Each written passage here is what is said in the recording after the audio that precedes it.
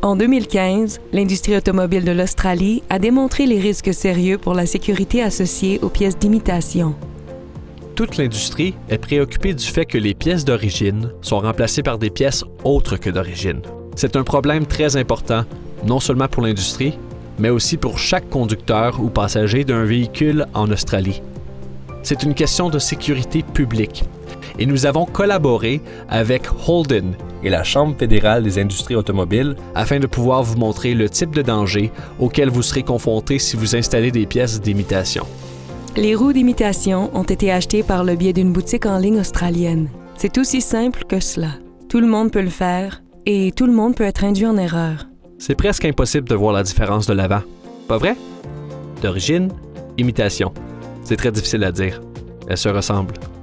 C'est seulement lorsqu'on retourne la roue et qu'on regarde les marques d'identification à l'arrière qu'on voit si elle est d'origine ou une imitation.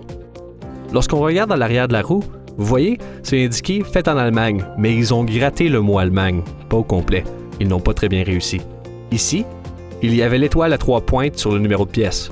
Ils l'ont gratté. C'est la seule façon de reconnaître cette roue de l'arrière. L'essai a eu lieu au terrain d'essai de Holden à Lang Lang. Le terrain d'essai comprend des nids de poules spécialement calibrés qui reproduisent les types de conditions que les conducteurs peuvent trouver sur les chemins australiens. Nous allons effectuer l'essai des nids de poules sur les 2 roues que vous avez vues avant, pour voir comment la roue d'origine se comporte par rapport à l'imitation. Durant l'essai des nids de poules, la roue avant est exposée à la force d'impact maximale.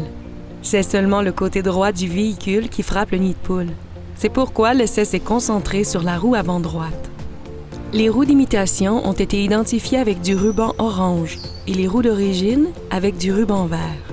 À seulement 50 km/h, lorsque l'impact survient entre les rayons, les caméras à grande vitesse ont capturé le craquement et la rupture d'une section de la roue d'imitation.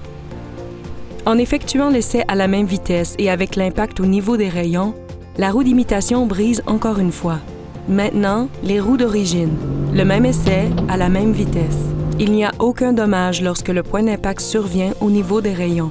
Lorsque l'impact survient entre les rayons, la roue d'origine, encore une fois, n'est pas endommagée.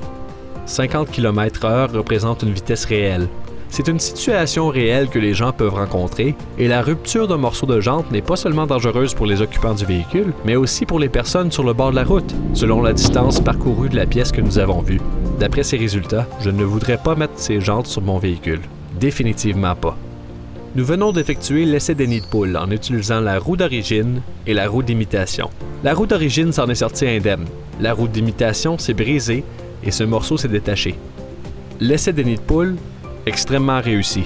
Nous avons montré jusqu'à quel point les roues d'imitation ne sont pas sécuritaires. La roue d'origine est la meilleure. En aucun cas je ne ferai monter mes amis dans un véhicule doté de roues d'imitation. Le risque n'en vaut pas la peine.